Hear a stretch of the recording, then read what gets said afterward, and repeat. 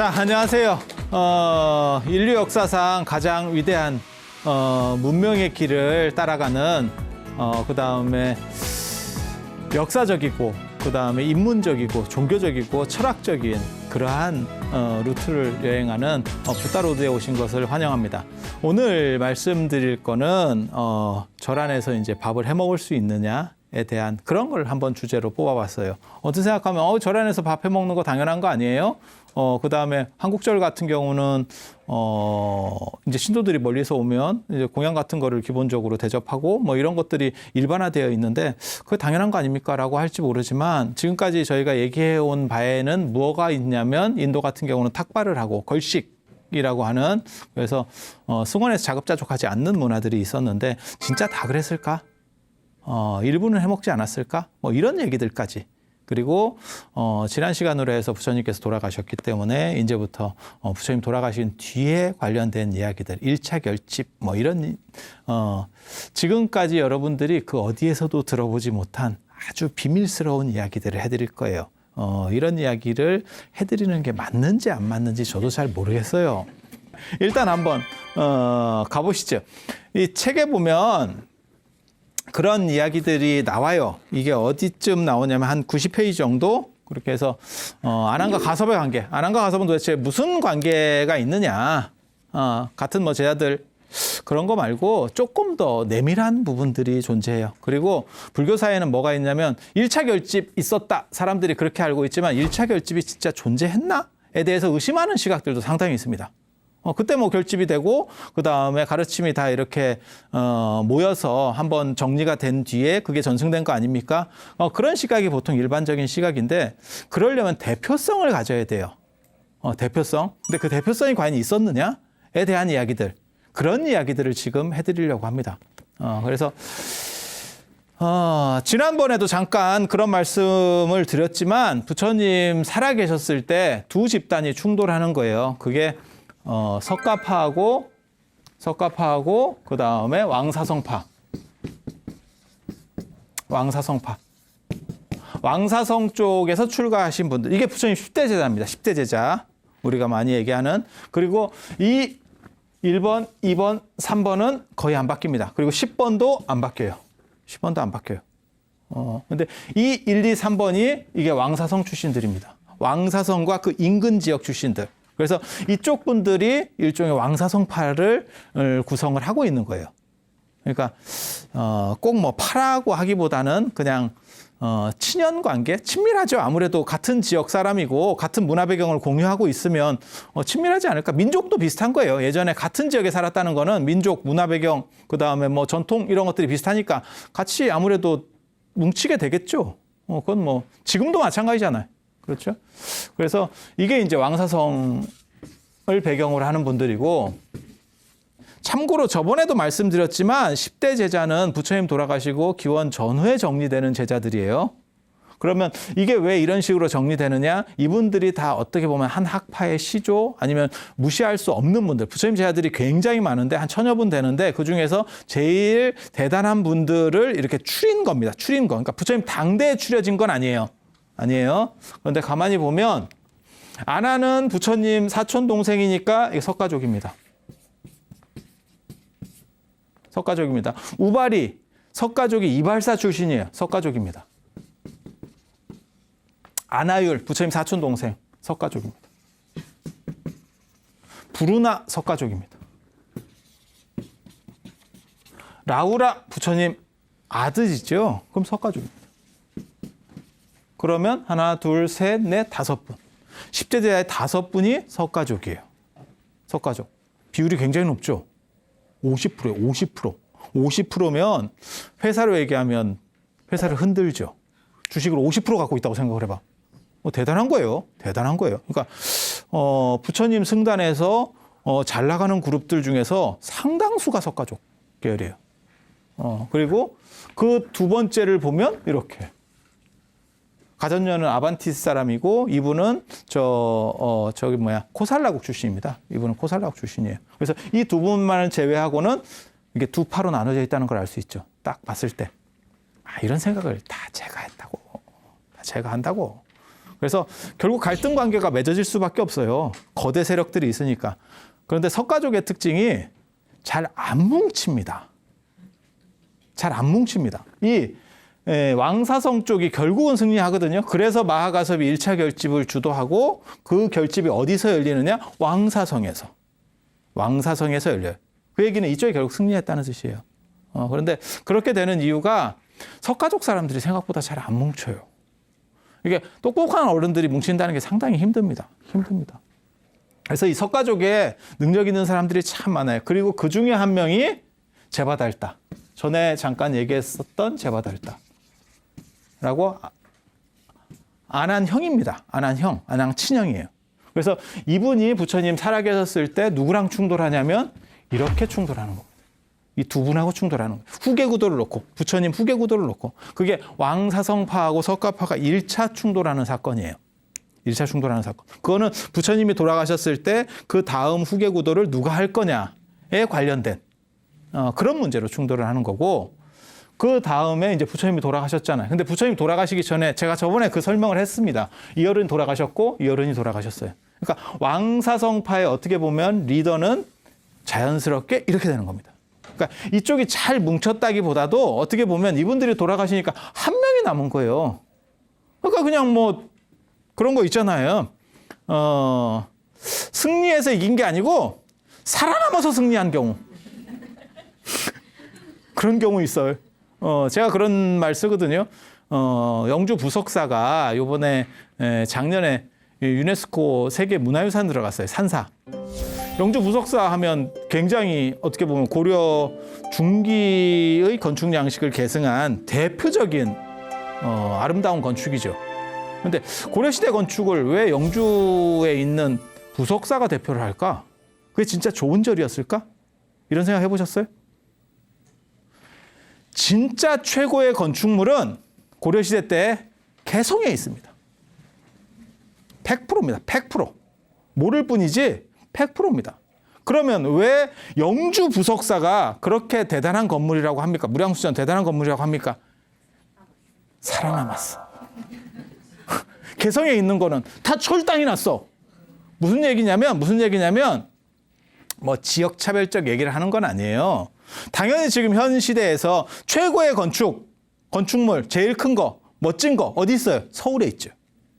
서울에 있지. 그게 무슨 뭐 안동이라든지 뭐 어디 철원이라든지 이런 데 있겠습니까? 지금 최고의 건축물이 아니죠. 무조건 서울이죠. 무조건 서울이죠. 그런데 서울 거는 예를 들어서 어떤 뭐 전쟁이라든지 어떤 문제 때문에 싹 끝장이 나버린 거예요. 그리고 다른 데 것도 싹 없어지고 어떻게 하다 보니까 영주가 남았네. 그리고 그 남게 된 이유는 뭘까요? 경제력이 별로 안 좋아서 남은 거예요. 아이러니하게도. 왜? 경제력이 좋으면 새로 고쳤겠지. 근데 그 고칠 돈도 별로 없으니까 그냥 계속 보전해 가는 거예요. 그래서 마하가섭 같은 경우가 왕사성파를 대변할 수 있느냐? 그건 잘 모르겠습니다. 그 정도 인물이 될지는 잘 모르겠어요. 하지만 사리불 목건년에 비해서 떨어지는 분이긴 하지만 그 당시에 사리불 목건년이 돌아가신 상황에서는 마하가섭밖에 없어요. 마하가섭밖에 없어. 그러니까 리더가 되는 거예요. 그래서 제가 지난번에 그런 얘기 잠깐 안 해드렸나요? 마하가섭이 1차 결집을 할 때 마하승규울에 보면 마하가섭이 1차 결집을 할 때 사리불 목건년 자리를 이렇게 안배를 했다. 그건 그분들의 일종의 권위를 이렇게 상속하겠다라고 하는 의미거든요. 그러니까 나한테 힘을 실어줘. 뭐 이런 거죠. 이런 거. 그래서 왕사성파는 이게 힘이 한쪽에 딱 몰려 있는데 이쪽은 다 찢어져 있습니다. 이 석가파들은 다 찢어져 있어요. 그래서 1차로는 제바달다하고 사리불 목건년이 붙는 거고 두 분이 충돌하는 거예요. 이 두 그룹이 충돌해서 이쪽이 승리합니다. 그리고 이쪽은 끝장이 나고. 그 다음에 두 번째로 부처님 돌아가시고 나서 그 화장 과정에서부터 지난번에 말씀드렸지만 이쪽은 안한, 이쪽은 마하가섭. 이렇게 2차 충돌을 또 합니다. 누가 이겼다 그랬죠? 마하가섭이 이겼죠. 마하가섭이 이겼죠. 왜? 비서실장은 대통령이 살아있을 때 힘을 쓰는 거예요. 그럴 것 같지 않아요? 딱 생각을 해봐요.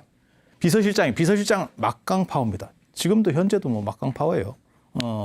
장관보다 비서실장이 어떻게 보면 더 센 그런 직급이거든요. 그렇지만 그거는 어른이 계실 때.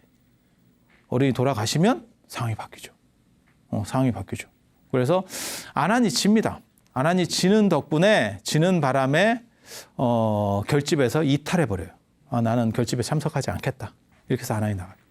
그리고 마하가섭은 부처님 돌아가신 그 자리에서 결집을 하면 더 좋은데 당신이 뭐라고 명분을 세웠냐면 칠역굴로 가야 된다. 왕사성으로 가야 된다. 이게 비바라산. 비바라산에 칠역굴이라고 있어요. 나중에 이제 여기 3개월 동안 결집을 하거든요. 그렇게 결집을 하는데, 저 과정에서, 마하가섭이 무슨 얘기를 해서 대중들을 설득했냐면, 아사세 왕이야말로 부처님이 살아계셨을 때 묵은신이라고 했다. 묵은신이 뭐냐면, 가장 신심이 두터운 신도라고 말씀하신 적이 있다.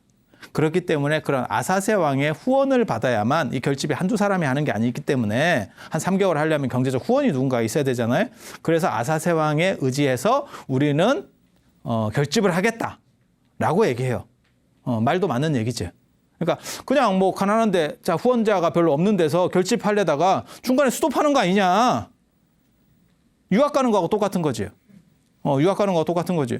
물론 머리가 굉장히 좋아서 가면 별 문제가 없겠지만, 뒤에서 이제 쉽게 말해서 총알도 좀 대줘야 되잖아요.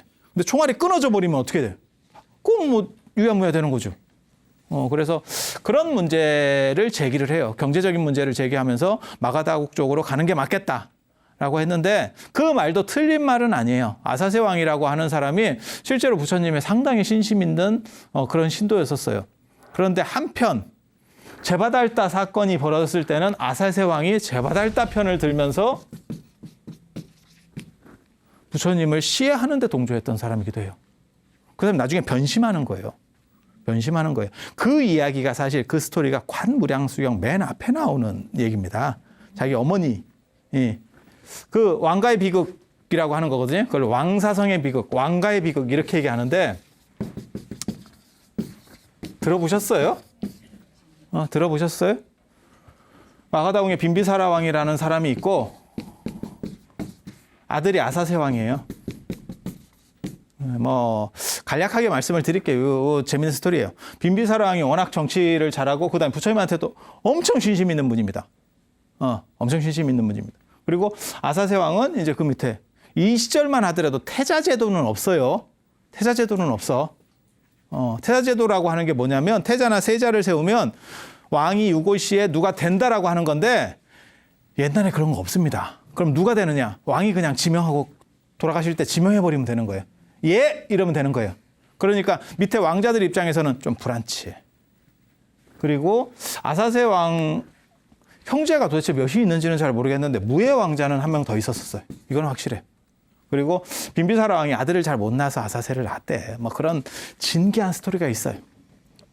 잠깐만 얘기해드리면 빈비사라 왕이 굉장히 불교적인 사람이고 그 다음에 이제 정치도 잘한 분이거든요. 실제로 나중에 저 마가다국이 전 인도를 통일하는 쪽으로 그게 이제 마우리아 왕조 쪽까지 연결이 되거든요. 그래서 마가다라고 하는 게 굉장히 중요한 나라인데 아들을 보고 싶었는데 아들이 안 생긴대. 수소문을 막 하기 시작하는 거죠. 그랬더니 어떤 이렇게 점치는 사람이 뭐라고 얘기했냐면 그 당시 점은 지금처럼 이렇게 미신 이런 개념이 아니고 굉장히 초과학적인 이런 의미로 다가오는 시절이에요. 뭐라고 얘기하냐면 이 세상에 대왕의 아들이 될 정도의 그런 선근을 가진 사람이 없습니다. 뭐 그런 게 나오는 거야. 그런데 언제나 전설호양도 봐봐. 방법이 없습니다. 그런데 이러면서 비방이 나오거든. 비방이 나오거든. 그런 사람이 한 명 있는데 그게 누구냐면 수행자예요. 수행자. 저 수행자가 될 수 있는데 그 사람이 아마 죽으면 대왕의 아들로 나올 정도로 레벨이 그 정도 됩니다. 라고 해서 거기까지는 그런갑다 했는데 그리고 이제 그 사람을 만나요. 그래서 그러면 오케이 이제 이렇게까지 얘기가 됐는데 저 빈비사랑이 욕심을 부렸다 하는 거죠.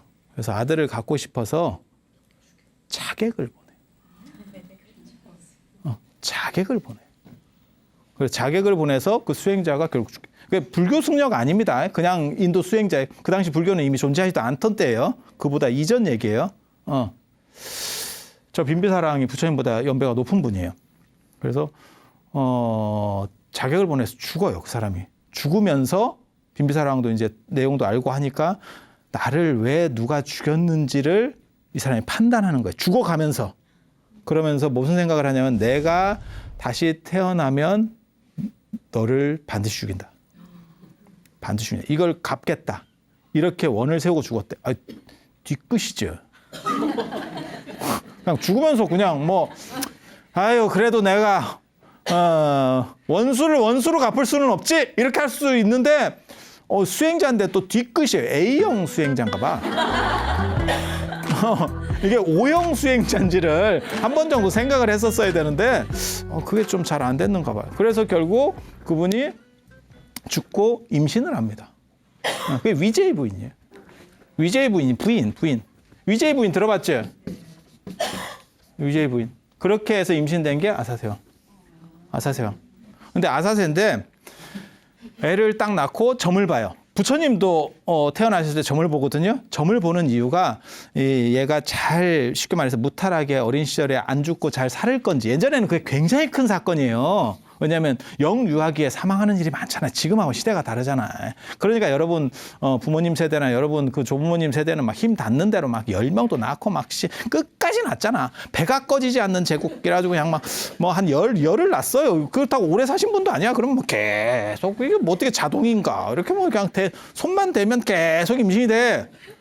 계산해 보면 되게 재밌다고 그게. 그래서 애가 이제 무탈하게 잘 큰 건가가 첫 번째 관심 과제고, 그 다음에 이제 좀, 여러분도 다 그렇잖아요. 자녀를 낳으면 애가 그래도 좀 똘똘한가. 이거 관심 아니겠어요? 그런 거죠. 그래서 이제 점을 딱 보는 거죠. 그래서 부처님 태어나셨을 때 점 봤다라는 얘기가 나오는 거고, 그 다음에 의집도 점을 보는 거예요. 점을 봤더니 그 점쟁이가 뭐라고 얘기하냐면, 저 아사세는 당신을 죽일 겁니다. 신생아 점을 딱 봤더니 아버지를 죽임! 이렇게 나온 거예요. 아버지를 죽임! 이렇게. 그래서 이름이 미생원이에요. 낳기 전부터 원수다. 낳기 전부터 원수. 딱 이렇게. 굉장히 스토리가. 그렇게 해서 이제, 나를 죽인다 하니까 막상 낳았는데 또 불안한 거예요. 그래서 그거를 누각에서 집어 던져버렸대. 신생아를. 누각에서 집어 던져. 궁에도 그렇게 던졌다는 거 아니에요? 뭐 그런 얘기가 스토리가 있잖아요. 그 재밌어요. 이렇게 딱 던져. 근데 얘가 살려고 했는지 손가락만 부러지고 신생아인데 애가 이제 살았다는 거야. 안 죽었다는 거예요. 그런데 이제 자지러졌겠지. 애 키워보면 아시잖아요. 이제 막 자지러졌겠지. 그래갖고 자지러지는 울음소리를 듣고 이제 아버지의 그 마음이 돌아오는 거지. 그래서 내가 지금 무슨 일을 했노. 나중에 어떻게 될 값이라도 일단 애부터 살려야겠다. 성장을 시켰대. 스토리는 그렇게 가는 거예요. 스토리는 그렇게 가는 거예요.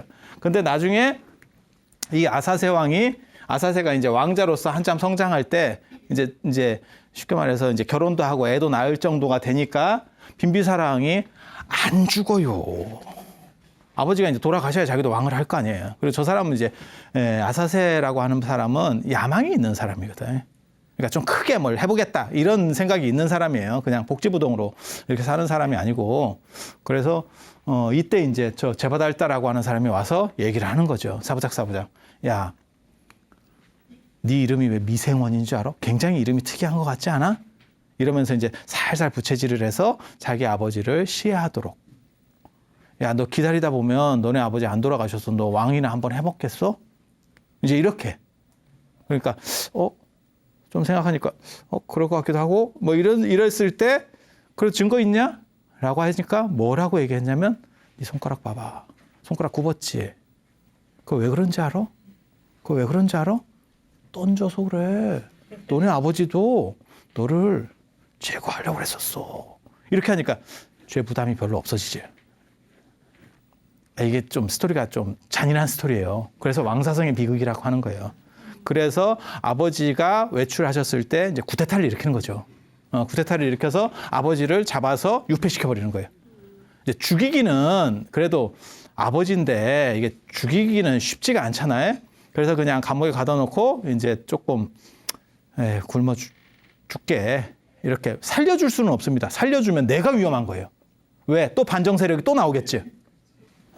그렇게 해서 아버지를 그냥 이제 내 손에 피 묻히기는 싫으니까 돌아가시게 이제 굶어서 돌아가시게 해야겠다라고 했는데 엄마가 가서 이제 먹을 걸 넣어줬다는 거잖아요. 기록에 의하면 뭐 여기다 뭘 바르고 갔다는 거, 그 거짓말일 거예요. 굳이 그렇게 갈 필요가 없어요. 그래도 왕의 엄마고 왕비인데 음식 갖고 가면 음식물 반입 금지입니다. 앞에 그 찍히는 옥 찍히는 놈이 그렇게 얘기해. 이게 이렇게 하면 들어간다.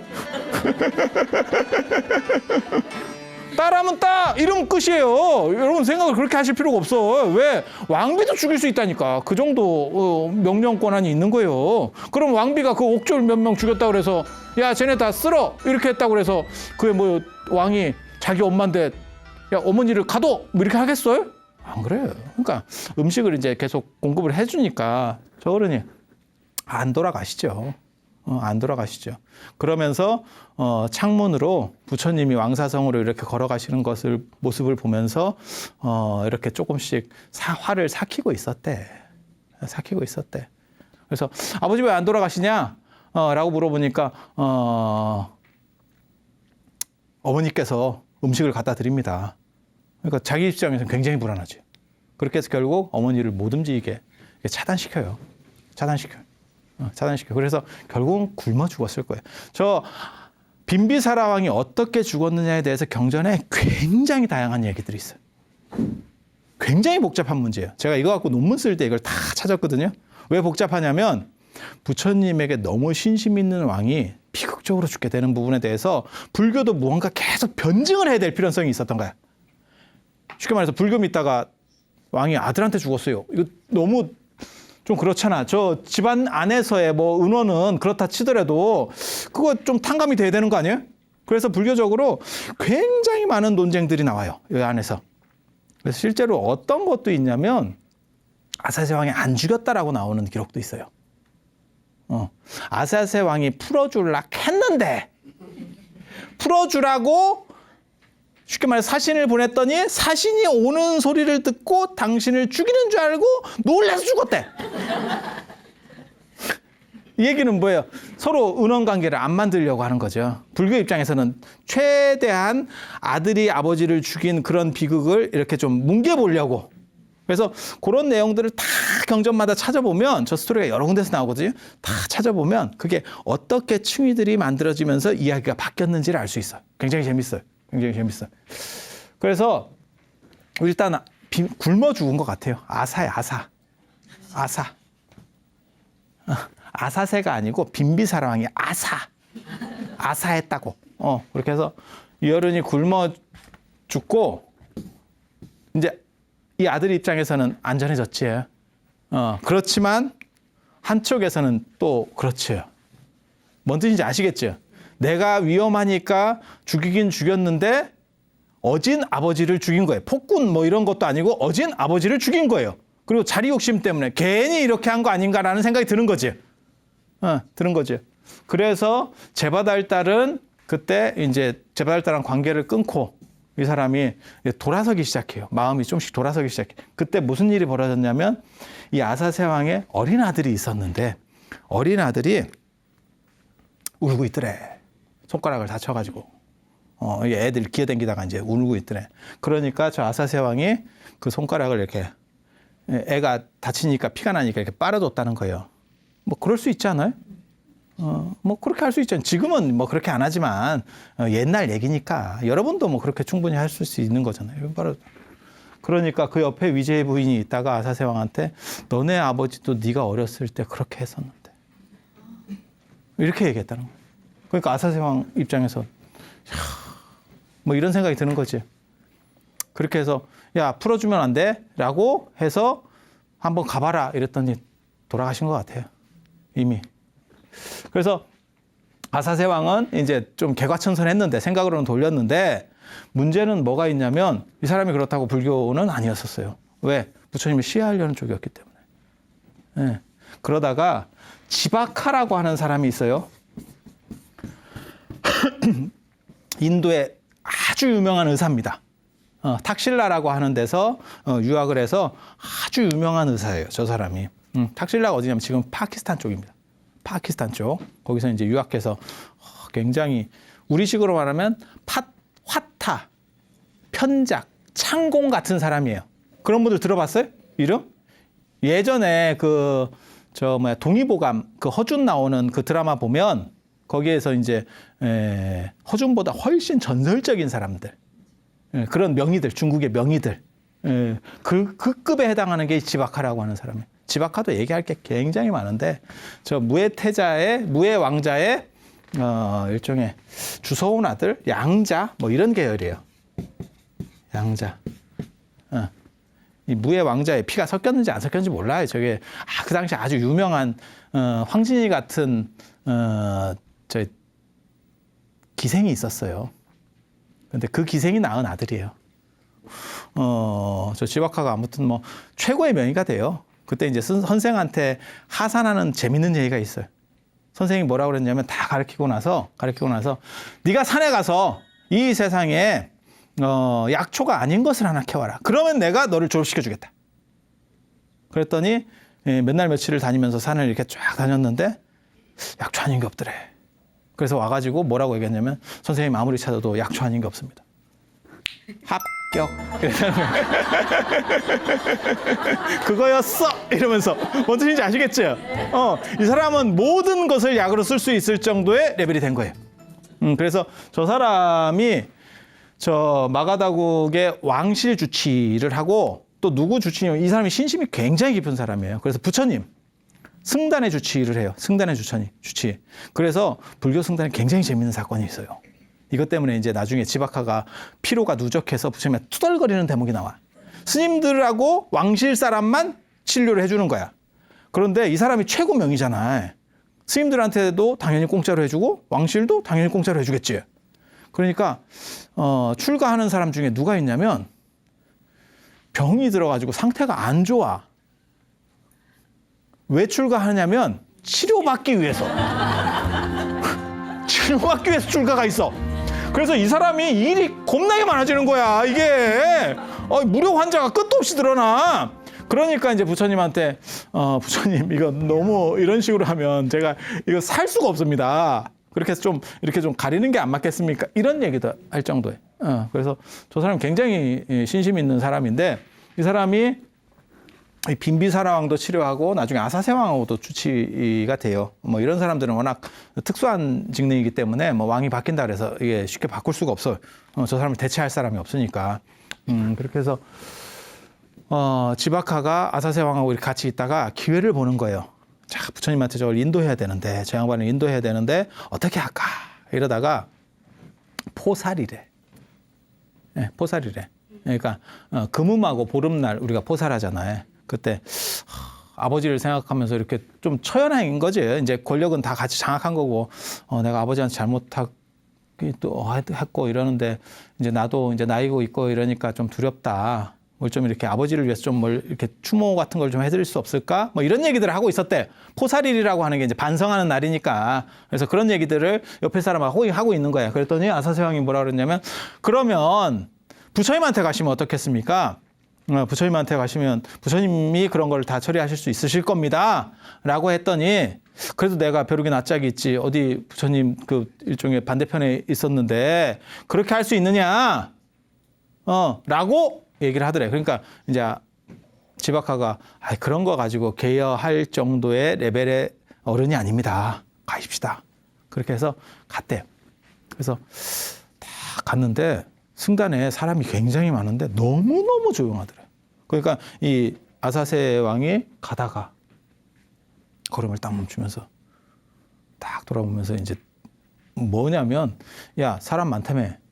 부처님 주변에 사람 많다며. 왜 이렇게 조용해. 이렇게 했다는 거예요. 그게 뭔 뜻이냐면 이건 매복 아니야? 함정 아니야? 함정? 그 생각을 하는 거예요. 왜 사람이 많은데 너무 조용한 거야. 이게 가능해? 라고 얘기했어요. 그러니까는 부처님 승단은 원래 수행자 집단이기 때문에 조용한 겁니다. 가보시면 아무 문제 없을 겁니다. 제가 장담하겠습니다. 그렇게 해서 가서 부처님을 만나 뵙고 이제 아버지 얘기를 하다가 결국은 불교 신도로 돌아서요. 그래서 나중에 부처님 말년에 최대 후원자 중에 한 명입니다. 그건 맞아요. 그래서 마하가섭도 아사세 왕을 묵은신, 그러니까는 최고 신심 있는 신도라고 얘기했다. 라고 얘기하는 근거가 사실은 거기에 있는 거예요. 그런데 문제는 이 사람이 아버지를 죽였다는 거죠. 아버지를 죽이면 이 사람이 오역죄가 돼서 지옥에서 빠져나올 수가 없어요. 그래서 저 사람을 어떻게 해서든지 불교에 나중에 잘못은 했지만 나중에 불교적으로 굉장히 또 후원도 많이 했거든요. 후원도 많이 하고 부처님께 많은 이렇게 가르침을 받아. 그런데 지옥 간다라고 말하기가 또 애매한 거예요. 그 상황에서 가장 먼저 풀어야 될 게 아버지를 죽였다는 부분을 풀어야 돼. 그러니까 아까처럼 그렇게 아버지를 죽인 건 아니고 풀어주려고 했더니 아버지가 놀래서 그냥 돌아가셨대. 뭐 이런 얘기까지 막 나오는 거예요. 이게 복잡합니다. 그러니까 빈비사라 왕을 불교적으로 끌어올리면 아사세 왕이 골로 가는 거고 아사세 왕을 좀 끌어올리자니 빈비사라 왕이 골로 가요. 양쪽에 대척점으로 서 있어서. 그래서 그런 문제들 때문에 계속 불교적으로 저 왕사성의 비극이 논점이 되고 그것을 다른 쪽으로 해소를 시켜봐야겠다. 극라에 가서 해소시키겠다라고 말하는 게 관무량수경이에요. 관무량수경이에요. 관점을 완전히 바꿔서 다른 데로 판을 바꿔. 아예 판을 바꿔서 어떻게 해소시켜 보겠다. 그래서 관무량수경 서경의 서분에 보면 저런 스토리들이 제일 많이 나옵니다. 제일 많이 나옵니다. 그래서 저 아사세 왕이 부처님을 시해하려고도 했었고 나중에는 마음을 고쳐가지고 부처님을 가장 많이 후원하고 또 안한 스님도 후원합니다. 아사세 왕이. 안한 스님도 굉장히 후원해. 그래서 그런 관계들이 있어요.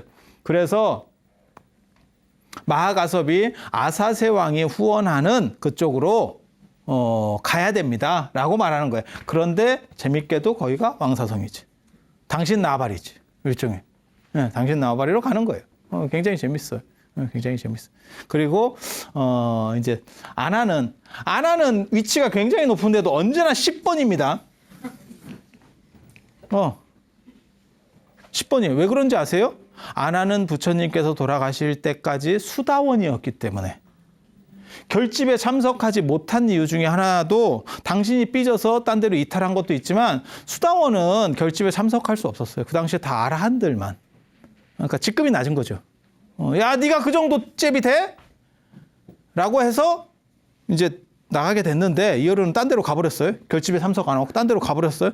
갔는데 마하가섭 입장에서도 답답하대. 왜?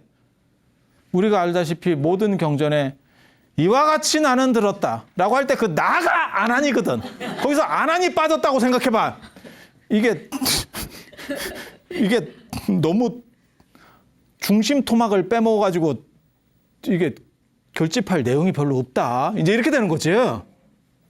그렇게 해서 두 사람이 굉장히 중요한 사람이거든요. 그 두 사람이 누구냐면 이 양반하고 이 양반이에요. 결집에서 제일 중요한. 이건 결집을 주도한 사람. 이 양반하고 이 양반이 제일 중요해요. 이 양반이 유를 결집한 거고 계율을 결집한 거고 이분이 이제 경전. 이분은 원래 마하가섭 쪽에 이렇게 같이 했었던 분이기 때문에 그래서 안한 스님이 결집에 참석하기 전에 율이 먼저 결집이 되는 거예요.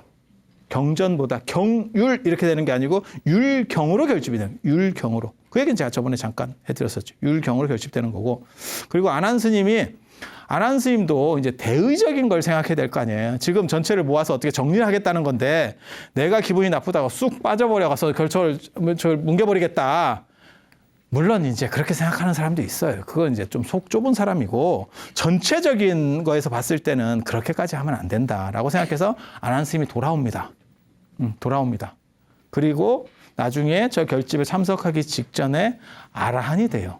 부처님께서 돌아가실 때 제가 전에 그 얘기 해드렸는데 안한 스님이 당신이 깨닫지 못하고 있는데 부처님께서 돌아가시면 어떻게 할까라고 해서 슬퍼하고 있었다고. 그랬더니 부처님께서 무슨 말씀하셨냐면 내가 열반하고 얼마 지나지 않아서 너는 반드시 깨닫는다 라는 말씀을 하셨는데 이때 결집에 들어가기 전에 깨달음을 얻어요.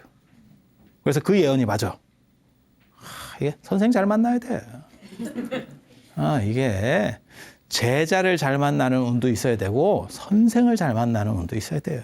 이게 같이 어우러지면 최강이 되는 거고. 그래서 그렇게 해서 만약에 예를 들어서 드림팀이 만들어지면 어벤져스지. 어벤져스. 어벤져스. 그렇게 해서 불교가 만들어지는 거예요. 한 사람이 하는 게 아니에요. 여러 사람이, 능력 있는 여러 사람이 쭉쭉쭉 나오니까 지금같이 큰 종교가 만들어지는 거예요. 그래서 안한 스님이 결집에 참석하고, 저 참석하니까 어떻게 돼 있어요? 유리 결집이 돼 있네. 유리 결집이 돼 있네. 율장은 결집이 돼 있네. 벌써. 경전은 할 수가 없었고 안한 스님이 빠지니까. 그 결집한 데가 어디냐면 왕사성 비바라산의 칠욕굴이에요. 칠욕굴. 칠욕굴은 입구에 보면 이렇게 굴이 2개가 있어요. 그리고 안쪽에 하나가 3개로 쪼개지고 하나가 4개로 쪼개져요. 그래서 칠욕굴이라고 그러는 거예요. 그래서 칠욕굴. 7개 가지, 잎이 이렇게 7개로 벌어져 있다고. 그래서 지금도 가보시면 저런 구조가 남아 있어요. 잘 모르시는 분이 거기 안 들어가 보고 자꾸 뭐라 그러냐면 아마 앞쪽이 훨씬 넓었을 건데 그게 무너졌는갑다 이렇게 말씀하시는 분들이 있는데 안 그래요. 그 굴 속에 기어 들어가 보면 저도 깜짝 놀랐어요. 저 들어가 보고 깜짝 놀랐어요. 그 기어 들어가는 사람 거의 없습니다. 잘 기 들어가야 돼. 그게 쉽지가 않아. 잘 기 들어가면 처음에는 막 오링어른 같이 해서 들어가는데 나중에는 토사가 쌓여서 그런 거고 나중에 한참 들어가니까 저 같은 사람이 제가 큰 스님 아닙니까? 일어나도 천정이 안 닿아요. 그러니까 동굴이 굉장히 큰 동굴이었던 거야. 그리고 이제 뭔 행동을 해보냐면 우리 이제 핸드폰 같은 걸로 이렇게 후레쉬 키잖아요. 그렇게 해서 켜봐도 끝이 안 보여요. 이 정도 후레쉬로는 안 돼. 그리고 향 연기로 제가 이제 기어 들어갈 때 저 뒤쪽에 어느 정도인가를 싶어서 향 피우는 걸 가지고 연기를 먼저 하잖아요. 연기를 하면 이제 빨려 들어가는지 연기가 그런 거 아시지 않아요? 그런 거 들어보지 않았어요? 그런 거 있거든요. 그래서 향 연기가 빨려 들어가면 그 안쪽에 뭔가 이 통로가 있다는 얘기잖아요. 그래서 들어가 보니까 굉장히 커요. 그래서 저게 토사가 누적되지 않았으면 아마 분명히 큰 규모의 동굴이구나라는 거를 파악할 수 있었어요. 그래서 이 칠욕굴에서 이제 3개월 동안 경전을 결집을 하는데 그때 처음으로 한 거는 아까도 말씀드린 것처럼 우바리에서 율자인 결집이 돼 있는 거예요. 안한이 참석했을 때는. 그때 안한이 뭐라고 얘기하느냐. 충격적인 얘기를 합니다. 부처님께서 말씀하셨다. 소소한 계율은 폐지해도 된다고 했다. 소소계의 폐지 문제, 소소계 잡쇠계라고 하는 건데 폐지 문제예요. 그게 뭔 뜻인지 아세요? 너네 율장 다 결집해놨지? 부처님께서 유도리 있게 하라고 하셨어. 그 얘기는 뭐예요? 해놓은 거 꽝이야, 꽝. 그 얘기예요. 그게 그 뜻이라니까. 이 마가서 입장에서 눈이 돌아간다. 이게 실컷 해놨더니 유도리 있게. 그러니까 뭐라 그러냐면 조금 감정이 원래 있었는데 그 얘기를 하니까 그 다음에 무슨 생각이 들겠어요? 이게 약간 이렇게 거짓말 하는 거 아니야? 뭐 이 생각도 들 거 아니에요. 그래서 뭐라 그러냐면 그러면 당신 말고 누가 또 들었습니까? 이렇게 물어봐. 들은 사람이 또 있습니까? 이렇게. 그때 안한 스님이 뭐라고 말씀하셨냐면 나랑 부처님이랑 둘이 있을 때 말씀하셨습니다. 야, 이거 심각하다, 심각해. 이거 심각하다. 이걸 어떻게. 근데 되게 재밌는 게 그 어른들 세대에는 거짓말은 안 해요. 이게 얘기되는 거 보면 거짓말은 안 해.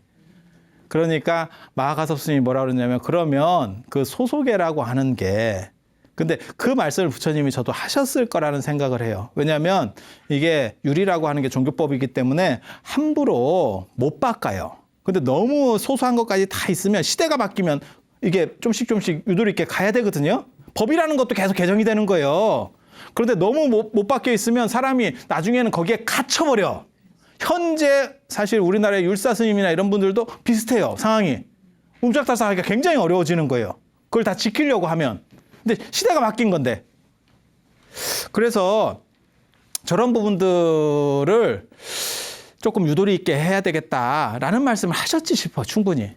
그런데 뭐라고 마하가서에 물어보냐면 그러면 어디까지가 소소계입니까? 당신이 물어봤습니까? 라는 얘기를 해요. 그랬더니 부처님께서 편찮으셔서 내가 그까지 못 물어봤네. 그까지 못. 그래서 소속의 논쟁이 붙어요. 다 이제 거기 있는 쉽게 말해서 큰 스님들이 소속에는 여기까지야, 여기까지야, 여기까지야. 막 이제 서로 이런 얘기들을 막 하는 거예요. 사바라 이하는 전부 소속이야 라고 말하는 사람부터 아주 소소한 거, 이런 것만 소속이야 라고 말하는 사람까지 막 다양한 거예요. 그러니까 마가서에 뭐라 그랬냐면 이런 식으로 기준이 뚜렷하지 않은 상황에서는 일단 부처님 말씀에 의지하는 차원에서 그냥 1차로 다 지키는 걸로 통과합시다. 이렇게 해서 통과를 시켜요. 그래서 지금까지도 그게 기본이 돼서 내려오고 있는 거예요. 그게 비구 250개, 비구니 384개 이렇게 해서 내려오는 거예요. 그 룰이. 대체로. 근데 약간은 가감은 나중에 있어요. 그런 건 이제 증일법 이래서 부칙으로 붙어요. 지키기 어려울 때. 그러면 여기서 지금 안한 스님이 참석하자마자 마하가섭 스님을 한 펀치를 날렸잖아. 이렇게. 날렸잖아. 그럼 마하가섭 스님이 가만히 계셨을 것 같아요? 그래. 안 그래. 경기는 2차전이 또 시작되는 거예요. 마하가섭 스님이 6개에서 7가지 율장마다 다 나오긴 하는데 개수가 약간 달라. 6개에서 7가지 이야기를 가지고 안한 스님을 너 왜 그거는 그렇게 처리 안 했어? 그때. 라고 하면서 얘기를 해. 그게 어디 나와? 요 책에 나와. 요 책에 나와, 책에. 그러한 이야기들 중에서 뭐가 있냐면 당신은 왜 여성이 출가하는 것을 그때 쉽게 말해서 종용했습니까? 뭐 이런 얘기들을 하는 거예요. 그 뒤로 이게 지금 2차전 또 붙는 거거든요. 그 뒤로 문제가 또 생겨. 그게 2차 결실까지 쫙 하는 또 다른 파노라마 같은 이야기들이 있어요. 그런 얘기들 다음 시간에 말씀드리도록 하겠습니다. 자, 들어주셔서 감사합니다.